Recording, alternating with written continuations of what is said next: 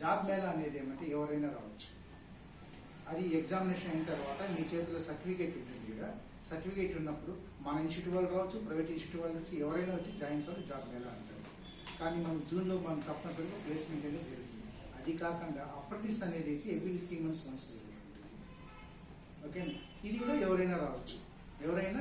ఇది ఎందుకు చెప్తుంటే కొత్తగా చదువుతున్న సీనియర్ పిల్లలకి అర్థం కావాలని చెప్తున్నాను. ఈ అప్రెంటిస్కు మన ప్లేస్మెంట్కి డిఫరెన్స్ ఏమంటే అప్రెంటిస్ అనేది ఒక ట్రైనింగ్ మాత్రమే. ట్రైనింగ్లో జీతము మీరు ఎక్స్పెక్ట్ చేయకూడదు. ఇప్పుడు గవర్నమెంట్ కూడా 8,000 10,000 చేసినట్టు గవర్నమెంట్ పెంచింది, మినిమం పెంచారు. తర్వాత ఏం చేస్తే 1,500 రూపాయలు ఉందో సిస్టమ్ ఉంటుంది.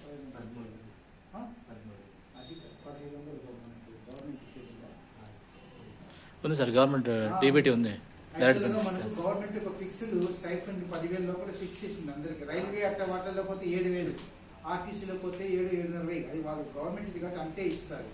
అది కాకుండా అడిషనల్గా మీకు 1,500 సెంట్రల్ గవర్నమెంట్ మోడీ గవర్నమెంట్ నుంచి వచ్చి మీకు ఆటోమేటిక్ అకౌంట్లో పడుతుంది. కొన్ని కంపెనీలు పెద్ద కంపెనీలు అనుకోండి వాళ్ళే ఎక్కువ ఇస్తారు.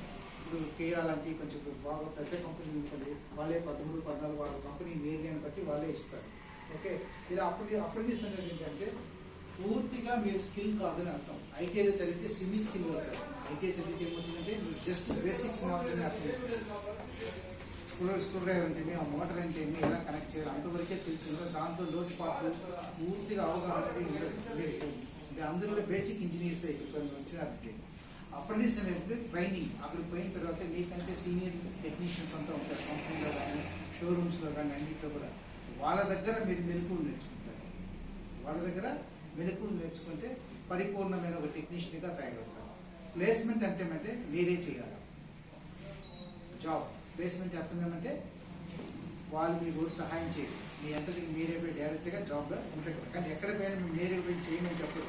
కనీసం వారము 10 రోజులు ఆ కంపెనీ కండిషన్స్ని బట్టి, ఆ షోరూమ్ కండిషన్స్, అక్కడున్న సేఫ్టీ, ఎక్కడ పిల్లలు అన్నిటికన్నా అతి ముఖ్యమైనది సేఫ్టీ లేకుండా ఏ పని చేసినా ప్రమాదమే.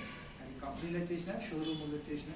షోరూంలో పోతే ఆయిల్ ఉంటుంది, ఎలక్ట్రికల్ వస్తువులు ఉంటాయి, ప్రతి ఒక్కరికి వాటర్ ఉంటుంది, సర్వీసింగ్ అంతా ఉంటుంది. కాబట్టి ప్రతి దాంట్లో కూడా సేఫ్టీ అనేది మాకు పూర్తిగా మెయింటైన్ చేయాలి. కాబట్టి ఇప్పుడు ఈరోజు ఏం జరుగుతుందంటే మనకు ప్రధానమంత్రి గారి ద్వారా ప్రోగ్రామ్ అప్రెంటిస్ మేళా అనేది, నేషనల్ అప్రెంటిస్ మేళా అనేది జరుగుతూ ఉన్నది. మామూలుగా మీరంతా ఐటీ పిల్లలు కాబట్టి మీకు ముందుగా అవగాహన వస్తుంది. ఆల్రెడీ ఐటీ అయిపోయిన పిల్లలకు మీరు చెప్పే అప్రెంటిస్ మేళా సుజుకి కంపెనీ దగ్గర నుంచి లోకేష్ గారు వచ్చారు. కంపెనీ షోరూమ్ యొక్క ప్లాంట్ సర్వీస్ వాళ్ళ వర్క్షాప్ మేనేజర్ గారు వచ్చారు. వాళ్ళ వర్క్షాప్ గురించి ప్లస్ అక్కడ మీకు ఎంత స్టైఫండ్ ఇస్తారు, ఆడ వర్కింగ్ అవర్స్, ఆడ ఏ వారానికి ఒక రోజు లీవ్ ఉంటుంది, ఏ రోజు అంటే ప్రతి ఒక్కరు సండే లీవ్ ఉంటుంది. వర్క్షాప్లో అక్కడంతా ఇంట్రెస్ట్ ఇస్తారు. రొటేషన్ టైంలో లీవ్ ఇస్తారు. ఇప్పుడు ఆటోమేటిక్గా వర్క్ జరుగుతూనే ఉంటుంది.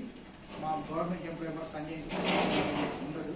అలాంటి సిస్టమ్స్, అదేమో వర్కింగ్ అవర్స్, అక్కడ మీరు నడుచుకోవాల్సిన విధానము, టైమింగ్ అన్నీ కూడా చెప్తారు. అటెండెన్స్ కూడా ఒక ఇంప్లాంట్ ట్రైనింగ్ పోయినారంటే కూడా షోరూమ్ వాళ్ళు ఇచ్చిన అటెండెన్స్ని బేస్ చేసుకుని హాల్ టికెట్స్ వస్తుంది.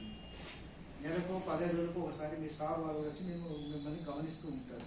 మీరు కరెక్ట్గా వెళ్తున్నారా లేదా, డిసిప్లైన్గా ఉన్నారా లేదా అనేది వాళ్ళు ఇచ్చిన రిపోర్ట్ని బట్టి మీకు హాల్ టికెట్ జనరేట్ అవుతుంది. ఓకేనా.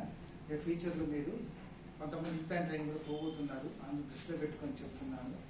ఇంప్లాంట్ ట్రైనింగ్ అంటే తెలుసు కదా, ట్రైనింగ్లో ట్రైనింగ్.